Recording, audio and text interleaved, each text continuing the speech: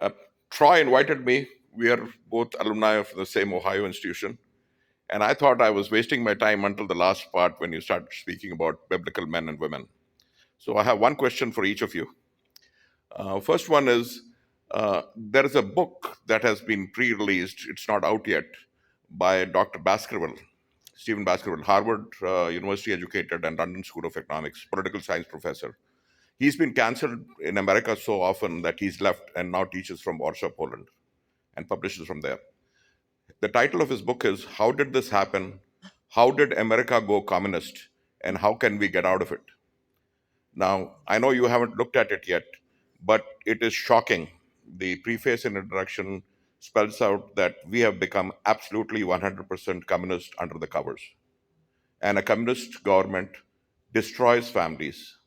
It breaks men down so that the women and children are easy fodder, so they can only be taught communism is the best thing there is. So the next generation is completely communist, and they have no idea of what liberty or religion is or any of that.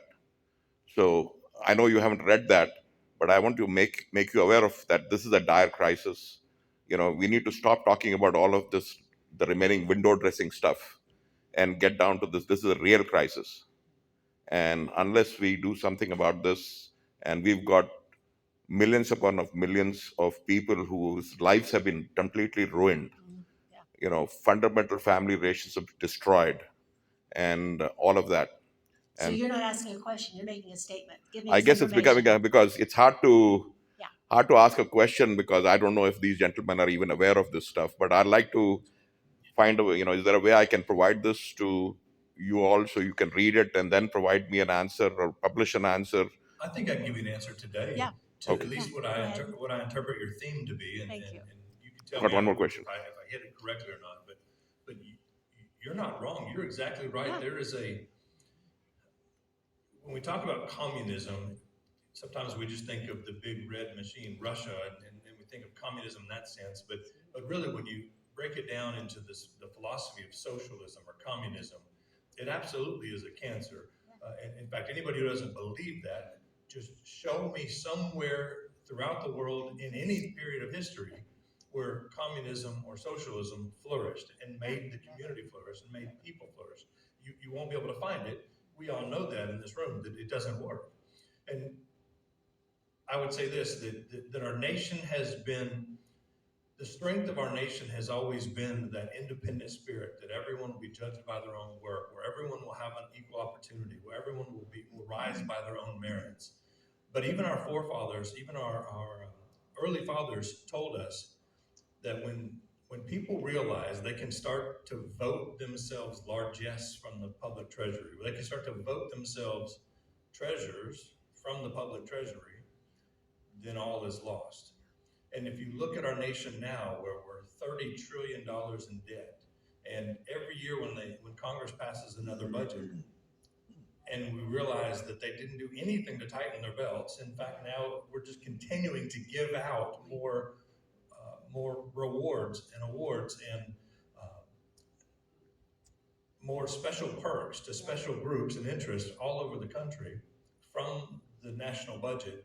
You realize this started a long time ago, this slide towards that nationally, we're in it to see what can we get for ourselves? What can we take from the budget? What can we take from the national budget, which is really just taking from our brothers and sisters in our community. If you look back over our nation's history, quite frankly, I think you'll see periods where, as we've been on this kind of slow decline, things stop and even get better. But it's always been national emergencies. It's been some kind of either a war or a disaster. But if you look back and you see there's these moments in time where our country rallies together and we seem for a period of time to kind of change course and do better.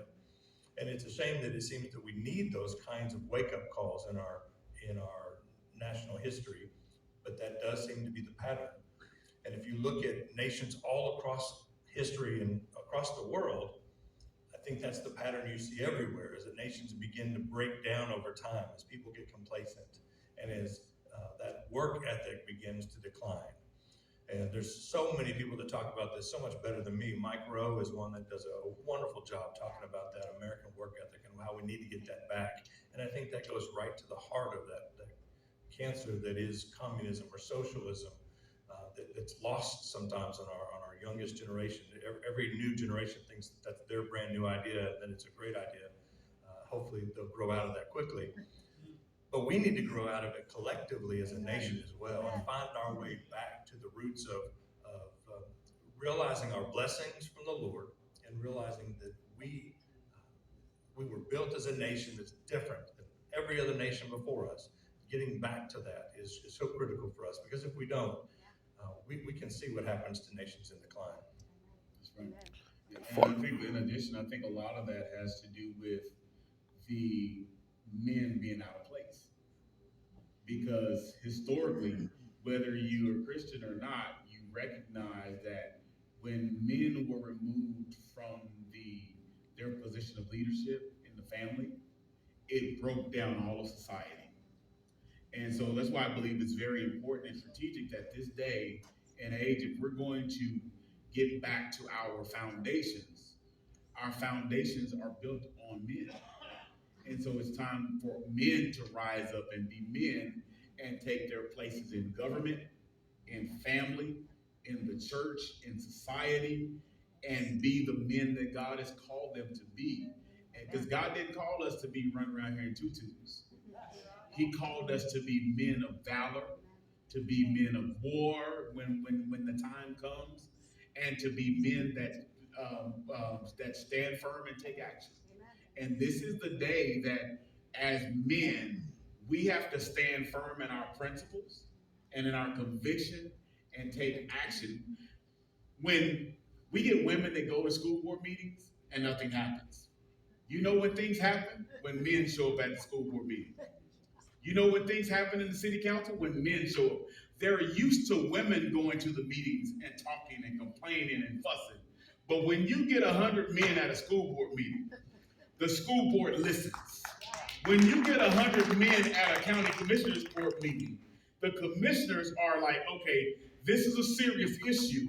We need to go into executive session and figure out how we're going to address this, because we got 100 men today. We might have 500 next week. So we've got to really deal with this. We can't put this under the table like we normally do. We have to address the issue. So I believe that in this season, one of my charges is, as a man of God and as a pastor, is to gather men in the church. Amen.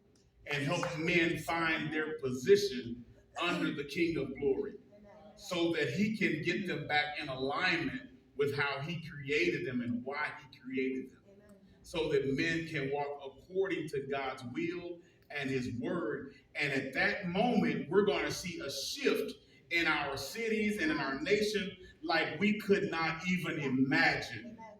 That's how we take back our country. Amen. By getting men the knowledge and the wisdom that comes from God to use the knowledge to take back our families. Because we've got too many bastardized children out here, and too many men not claiming and not raising the children that they created. They're leaving the children over by the wayside instead of fathering the children that they took the time to create, because God gave them the children.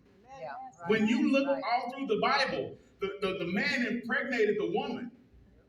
And when the child was weaned from the breast, the mother gave the child back to the father to raise the child in the admonition of the Lord, so that the child knew how to be a vital part of society.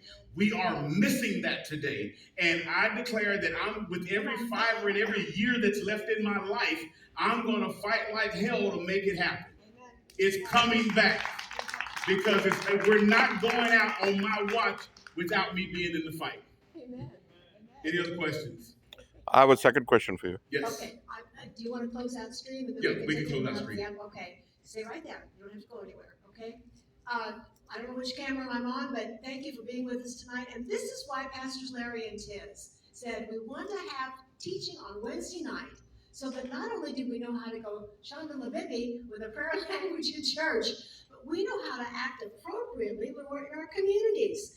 thank you for coming and helping us understand tonight. And now I better understand. I said yes, that I knew what you did, but now I better understand what you do. And yes, this church will pray for you. You're a man of integrity and a man of God, and we're proud to have you. Thank you. And if you want to learn more about what Judge Hill is doing in Collin County, go to chrishill.org, right? .us. Okay, chrishill.us to learn more about what he's doing in Collin County. chrishill.us. Amen. Stream, thanks for being with us, and we'll see you next Wednesday. Bye now.